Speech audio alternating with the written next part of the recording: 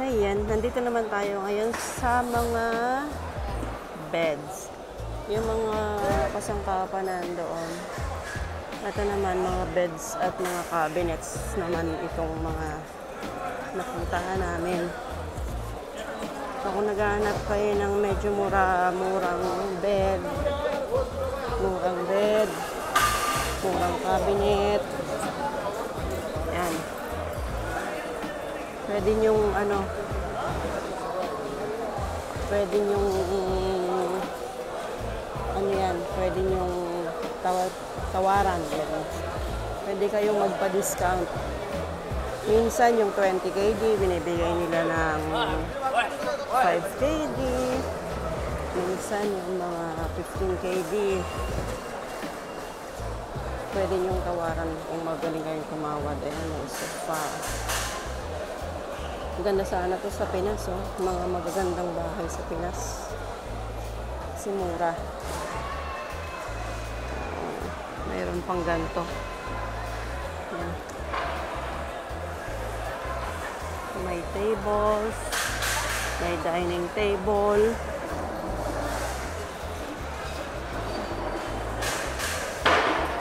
Yan.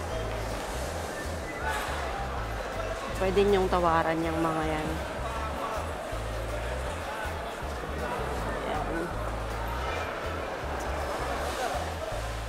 Fadal daw, sabi. Fadal. Sale. Ang gaganda ng mga upuan, eh. Kasi yung mga Arabs kapag every tawag dito, kapag mag-i-Eid after ng Ramadan, nagpapalit sila ng gamit ng bahay.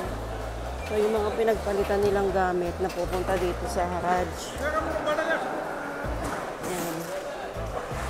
Yung mga napupunta ditong mga gamit, binibili naman ng mga hindi masyadong mayayaman na mamamayan.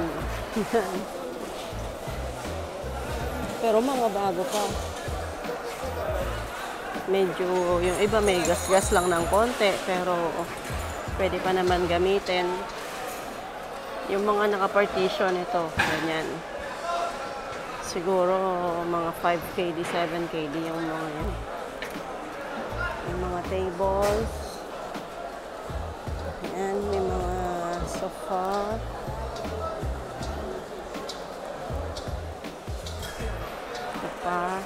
Yan. Sofa, oh. Ganda ng sofa, oh. Kulay green.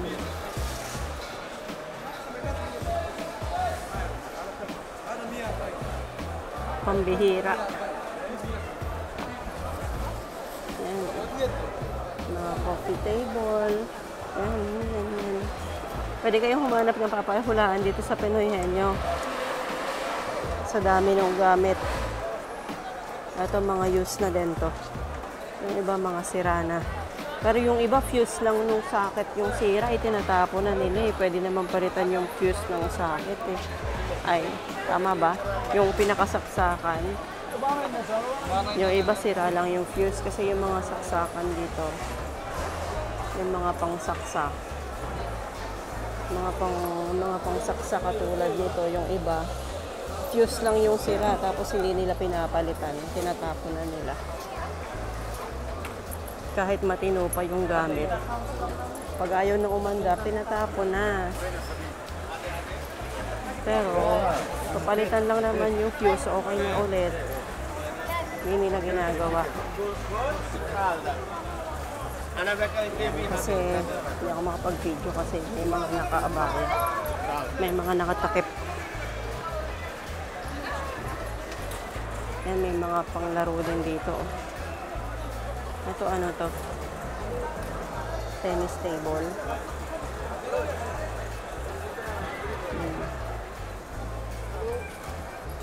Lakad-lakad. Oh, may mga pang ano pa, may mga laruan pa na pang bata. Ito. May truck pa. Oh, may pang puppies. Pang puppy pwede to.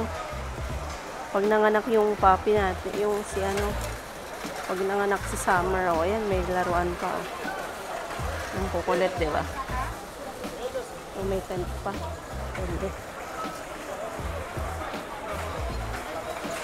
Ayan, mga pangbata.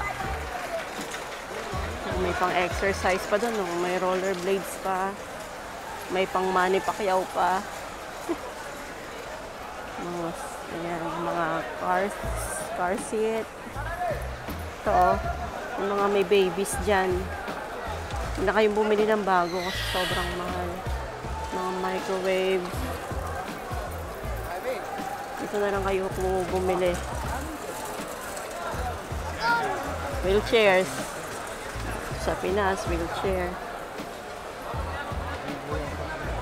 Oh, dito na lang kayo bumili. Kasi mga bago pa naman sila. Paramihan dito mga ano pa, cooler. Yan. Oh, may kulungan pa ng pusa. Cooler.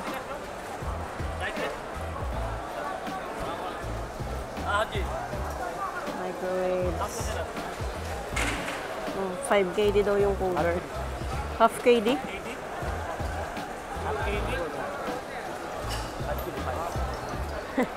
5 KD daw yung igloo na cooler. May mga vacuums. My God. Pero mainit, ah. Nainitan ako. 1 KD. Ay, bigyan ng 1 KD. Ito, oh, mahal din ito sa Pinas. Kaya lang, napakamahal ang kuryente sa atin. Napakalakas ng kuryente. Oh, may mga ano pa, frying pan. Siguro galing to sa mga restaurant na nagsara or something. Ito, may pigaan ng ano. Gusto nyo mag-business ng paggawaan ng juice. Gusto nyo mag-business ng juice, mga fresh juice sa Pinas. Yan. Squeezer. May mga water purifier dito. Mayroong, ayun, ano tawag doon? Pressure cooker, blender. Ayan. Okay. Lipat ulit tayo. Mamaya naman ulit. Bye, guys.